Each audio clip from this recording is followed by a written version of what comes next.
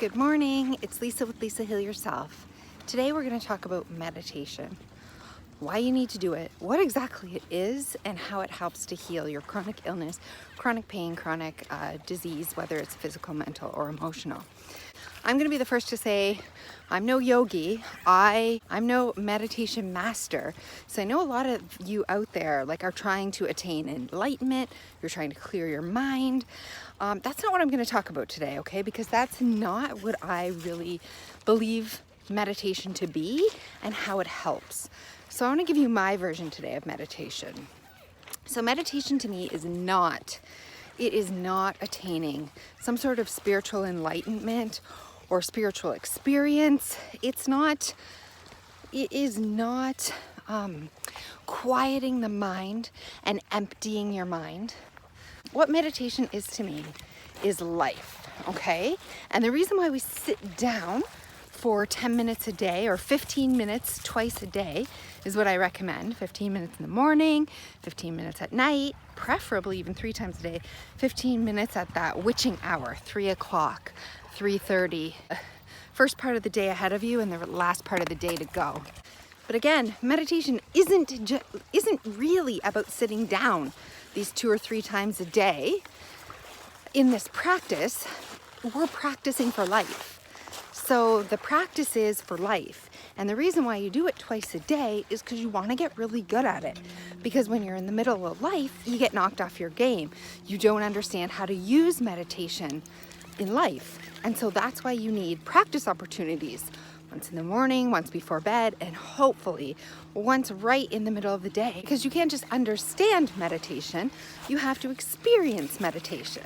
And you have to practice it. Just like if you are a musician, or if you're an athlete, or if you're a business person, whatever you are, and you're trying to get good at a craft, you're a chess player, you have to sit down and take time to practice.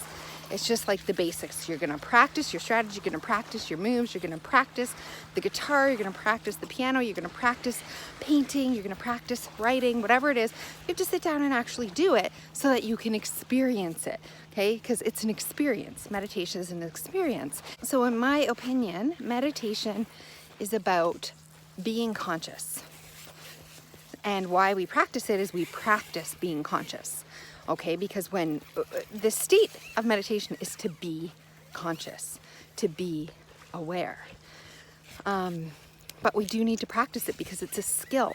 And that's why people meditate, in my opinion. That's why you need to incorporate the practice of meditation into your day, not because, you just meditated for 15 minutes or a half an hour and that is supposed to do something for you.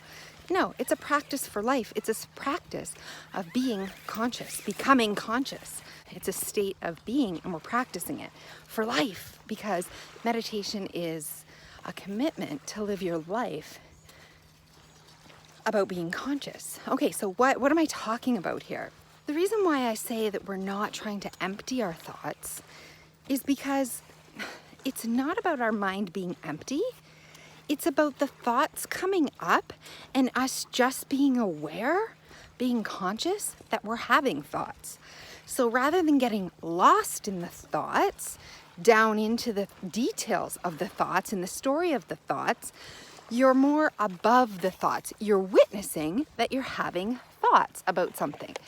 So it's about your soul, which is a little bit higher. So you're not getting blended together with the thoughts. You are aware, you're becoming conscious and aware that you are having thoughts. So it's not about getting rid of the thoughts, it's about becoming conscious that you are having thoughts and that you're separate from those thoughts and just watching the thoughts. So it's never, in my opinion, about clearing your mind. It's not, yes, it's nice to have a break from all those thoughts and be able to get to silent, but that is not the goal of meditation because life isn't silent, right? You have inputs coming all day long. Visual inputs and auditory inputs and relationship inputs and feelings and emotions rising and all kinds of things happening. And we have to become conscious. The goal is to become conscious in life that we're the witness. We're consciously able to separate ourselves, that we are not the emotions, we are not the feelings, we are not the auditory signals, we are not the story, right? We are not the thoughts. We are not the emotions. We are above all of that. We're soul. We're the witness. We're watching.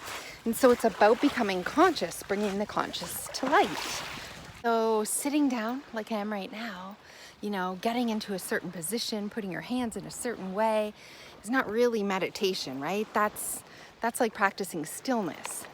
But what people are really trying to do, I believe, and what you ought to be trying to do is becoming conscious, becoming aware that you're having thoughts. Whatever rises, you need to let rise. So it's not about clearing in meditation, it's about allowing. We allow all those thoughts. We don't try to change them. We don't try to push them away. We allow the feelings trapped in there, the emotions, to rise up. We don't try to change them. We don't try to do anything about them to fix them. We just allow them. And it's this allowing, while we're conscious, that we are not them. We are not the thoughts. We are not the emotions. We are not these things trying to get our attention and call us into the details of the story, right? They're trying to make us get involved, become the story, become the feeling, become the thought, and we never are. So they're a distraction from who we really are, which is just the awareness of self, looking at these thoughts and emotions rising. And so the practice is not reacting, not responding, not trying to change, not trying to fix, not trying to solve, not trying to do anything but allow. Just allow and watch and witness. And that's practicing being conscious. And how do we take that into our everyday life? Well, as you're walking, you're conscious. You're conscious about the colors. You're conscious about what's happening. You're conscious about the moment in front of you. You're not future thinking. You're not getting lost in past memories. And when you're talking to someone, you're present in the conversation. You're not thinking of how you're going to respond or thinking about all these things that have gone on in the past, right? We're present in the moment. So it helps us become aware that we let go. We let go of the story. We let go of the thoughts. We let go of the emotions. We let go of everything. It's about becoming conscious and then letting go. So we're not trying to stop them or clear them. We're like allowing them in their full beauty and presence and intensity. And instead of grabbing them and getting involved and deep down into them, we just allow them to pass, allow them to be what they are, and then we let go. We let go of them. We don't cling or push. We don't cling or push to the thoughts or emotions that are arising. We just stay conscious. We see them for what they are, and we allow them to pass, and we let go of them. We just let them come, and we let go. Come, let go. We don't grab, right? We don't grab and cling and push and pull and change and fix and get involved. So that's the whole purpose, in my opinion, of meditation. And it's not about the act of meditating, that's just the practice. So that when you're in everyday life and situations come up, this problem arises, this relationship is getting involved with you, your triggers are coming up, you're getting, life is bumping you, and all your triggers are rising to the top and spilling over. That's when we use the practice of meditation in real life, and we become aware. We step back, we rise up a level, and we're aware. We use our conscious awareness to hey, we're not this story, we're not this relationship, we're not this. We don't have to react and respond or change or fix, and we can just allow, watch, and let go. So that's the whole purpose of meditation, in my opinion. Right? I'm not a spiritual master, but I believe that's what the spiritual masters do. I believe they practice witnessing, becoming conscious, aware. They don't try to fix or solve or even push anything or try to clear to try to solve it or do anything to it. And then they just allow and let go. Because the process of letting go, if you haven't seen my video on that, please go watch it. It's a really good video. You need to learn how to let go in chronic illness. Okay, so let's just talk about your pain, your suffering, your symptoms, your chronic illness. You're like, but I can't just sit and witness that. When I sit in meditation, it gets worse. Of course it does. Of course it does, because now you're sitting down, you're focusing on nothing. You don't have all the distractions, the thoughts, the activities, the colors, the sensations, whatever it is that you were doing in your life. You don't have that to distract you now. You're sitting down, and the emotions, whether it's the anxiety or depression, or the physical sensation, whether it's the pain, whatever is rising up in you, this pain, the fatigue, whatever your symptoms are, comes strong, because now it's got a safe space to come. You are sitting and you're not distracted by anything in life. So it's coming. And your job here, as difficult as it is, because this is the practice opportunity. And I always wondered, like, why does it get worse when I meditate? Like, it's supposed to get better. If I was meditating properly, it would get better. No, no, no, no. It's getting worse for a reason.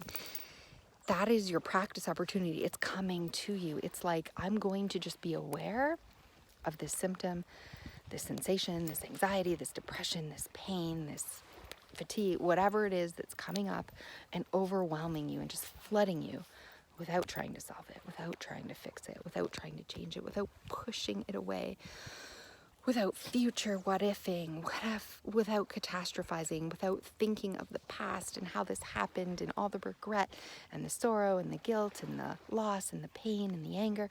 We're allowing it. We're allowing it all to rise up. We're not trying to do anything. Any emotion, any feeling, any sensation that rises up, we just practice becoming conscious. Like, here we are, me and you. I'm the witness to this. Yeah, it sucks. Here I am. I don't have to do anything to it. And you're like, but it's going to kill me. No, it's not going to kill you. Sit with it. Allow it. This is your practice. Practice becoming just consciously aware and not getting involved in the pain story, not getting involved in the symptom story, staying separate from it. That is the meditation practice for you. And then in real life, when they come up, when they rise, when you have flares, you have practice of not breaking down, sobbing, getting involved, like thinking you need to kill yourself, lashing out in anger, whatever it is that's happening to you, right?